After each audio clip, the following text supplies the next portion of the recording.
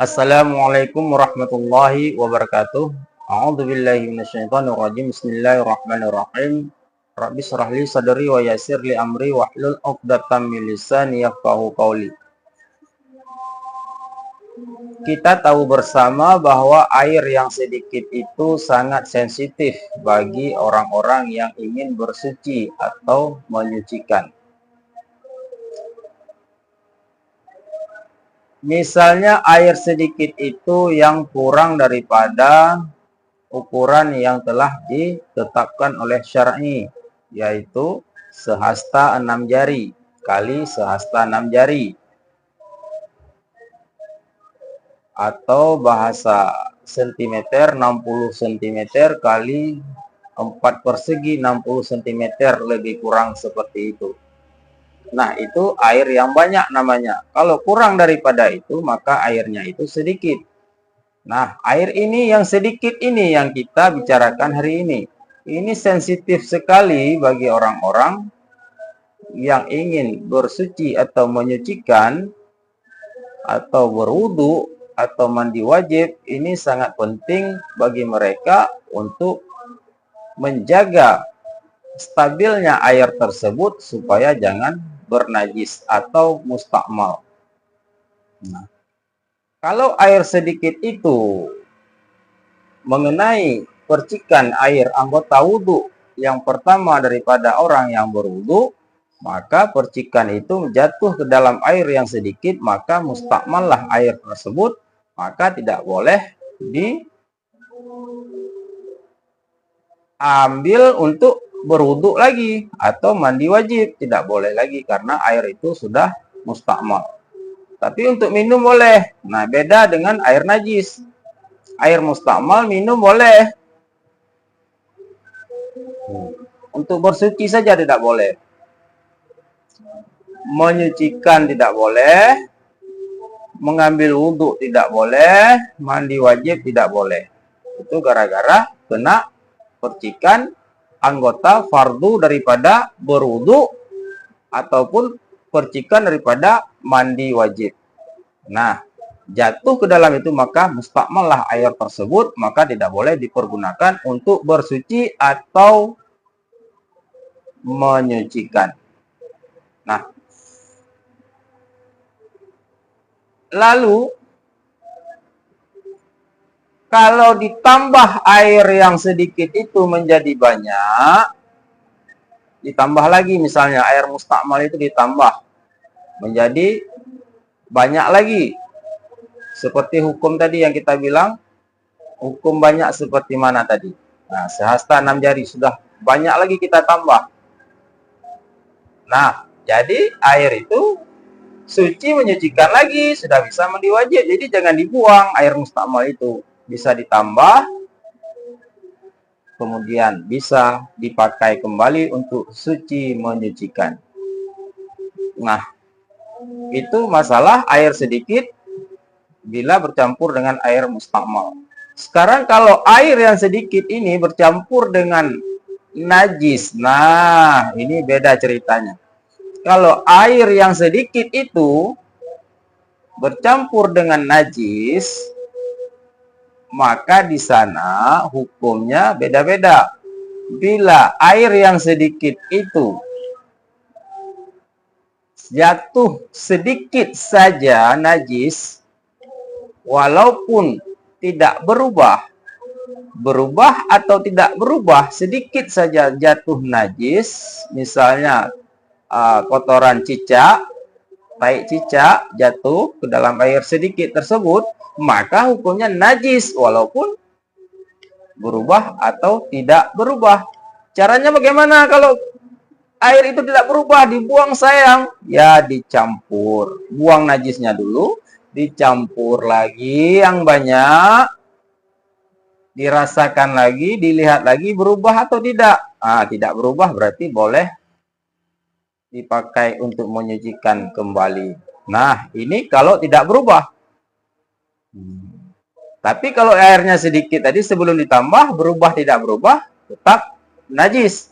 Oleh karena itu dicampur. Maksud dicampur ditambah, bukan dicampur dengan air yang air-air tidak menyucikan. Air apa misalnya? Air sirup. Tidak. Ini air yang suci menyucikan juga ditambah. Nah, kemudian jadi banyak, jadilah suci kembali air tersebut. Nah, kemudian bila air itu banyak jatuh najis, berubah. Yang sedikit saja berubah tidak berubah najis. Sekarang kalau air yang banyak jatuh najis, berubah dia najis. Kalau tidak berubah, beruntung bisa pakai lagi, tidak bernajis. Nah, itu aja bedanya, tidak berubah. Kalau berubah tetap najis walaupun banyak. Nah, itu beda air mustakmal dengan air najis. Nah, begitu caranya. Mudah sekali. Jadi jangan dipersulit dan jangan mempermudah. Maksud mempermudah dengan tidak ada ilmu misalnya. Takar-takaran tanpa ada ilmu agama ataupun tidak ada ilmu dasar mengetahui bagaimana ukuran air banyak dan air sedikit. Itu harus cari tahu dulu. Nah, baru kita bisa mengukur bagaimana air sedikit dan air yang banyak. Nah, air yang sedikit dan air yang banyak sudah kita jelaskan. Kemudian, ada satu lagi masalah. Ini bukan air yang sedikit, bukan air yang banyak, tapi benda cair. Benda cair yang sedikit atau banyak. Nah, sekarang benda cair, di mana bedanya benda cair dengan air? Benda cair itu tidak bisa berwudu dan menyucikan. Misalnya contoh minyak, manisan, sirup, kecap, itu yang cair-cair itu namanya benda cair. Nah, benda cair itu dikategorikan ke dalam air yang tidak boleh menyucikan. Minum boleh selama tidak bernajis. Nah, selama tidak bernajis boleh minum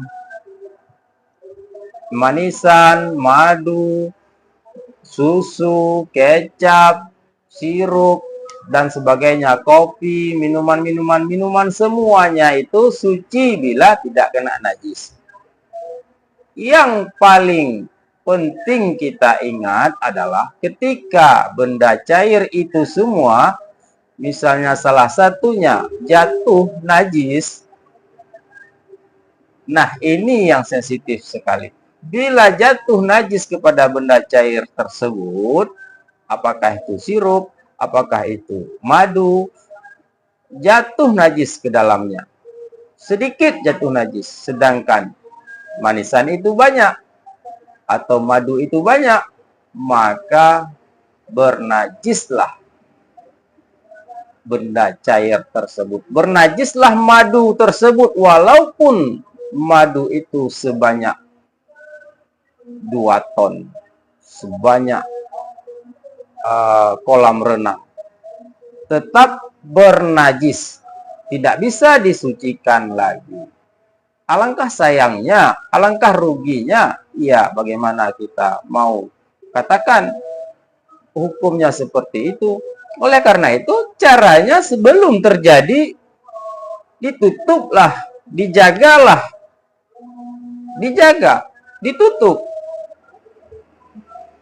tempat-tempat makanan atau minuman tersebut supaya tidak kena najis. Jangan terbuka seperti itu, seperti bukan makanan, seperti bukan minuman saja. Makanya kalau ada minyak yang dijual ataupun minyak goreng yang dijual itu itu kan untuk dimakan. Nah, pakailah tutup, jangan terbuka. Kalau jatuh nanti tai cicak ke situ, siapa yang rugi? Oleh karena itu, berhati-hatilah benda-benda cair yang seperti itu. Apapun itu benda cair, bila jatuh najis ke dalamnya, maka siap-siaplah menanggung kerugian dan menanggung najisnya itu. siap-siap untuk dibuang. Kecuali untuk manfaat yang lain, untuk siram bunga terserah. Ataupun untuk yang lainnya terserah. Yang penting jangan untuk diminum atau dimakan. Ataupun bersentuh dengan pakaian kita untuk sholat menghadap Allah, itu juga najis. Nah, jaga aja itu. Yang selain itu boleh pakai aja. Ingat, jangan diminum dan jangan dibawa ke tempat salat dan tempat beribadah. Nah, begitulah hukum-hukum yang telah kita utarakan pada hari ini.